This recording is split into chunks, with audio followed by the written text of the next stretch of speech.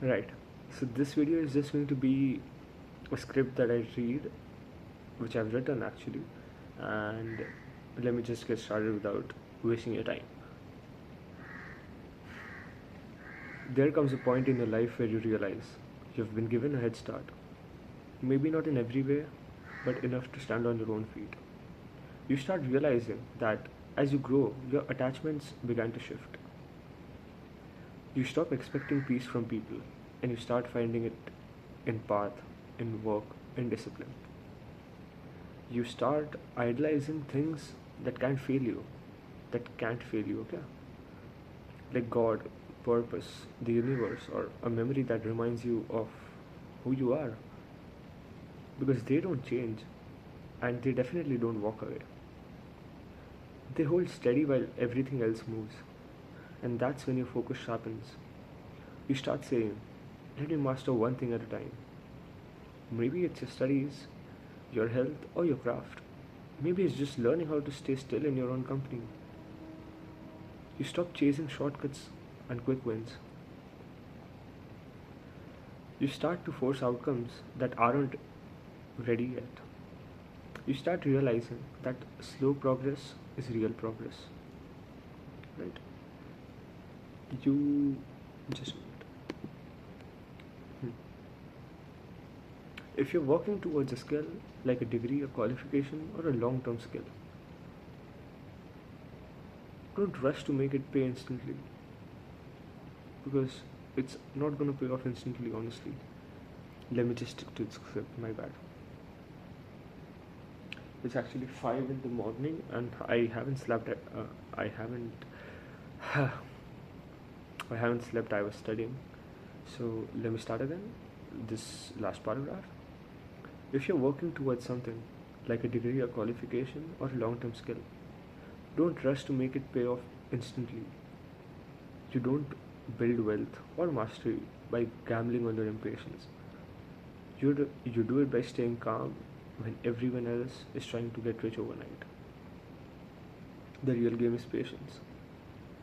It's having your priorities straight, knowing that this phase isn't just about showing results, it's about becoming the person who can handle those results later. Yes, people leave, life changes, and sometimes it breaks something inside of you that made connection easy before. But that's not an ability,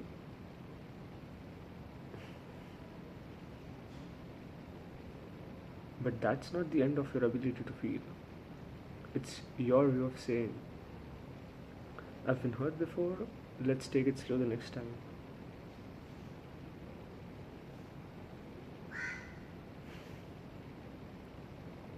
Again, I thought I heard somebody. Okay. But that's not an end of your ability to feel. It's just your mind's way of saying, I've been hurt before, let's take it slow the next time. The truth is, losing people teaches you presence, honestly, because it teaches you the value of the ones who stay and to not demand or beg for permanence in a world that's built on change, right? Because when you finally start standing on your own, emotionally, financially, and spiritually, you stop clinging, you stop begging the world to stay still. You just build yourself. And as you do, life starts to make sense again. Not all at once, but piece by piece. So, my advice to you, wherever you are, focus on your growth, your discipline, your craft, and your faith. Because that's not going to leave you. And,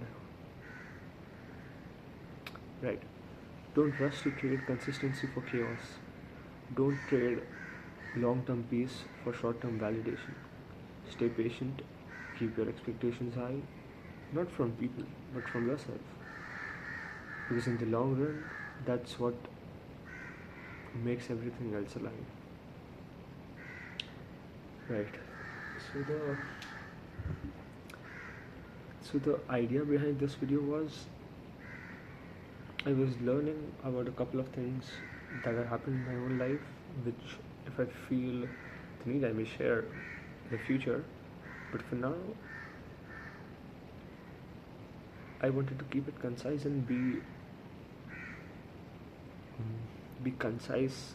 Okay, I said concise, right? So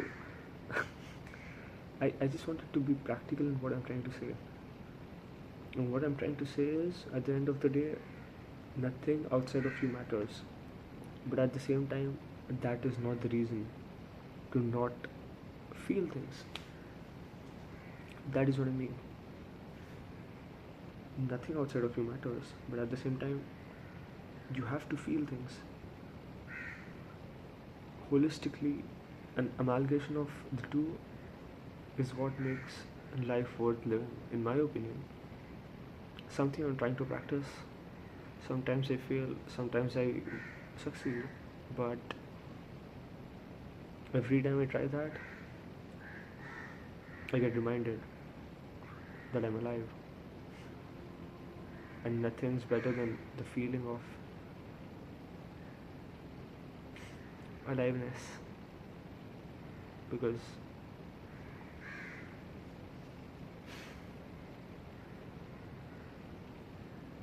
there's no because.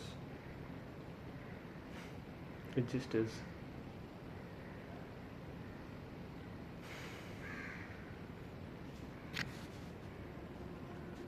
Good night or good morning, my friend, and I love you.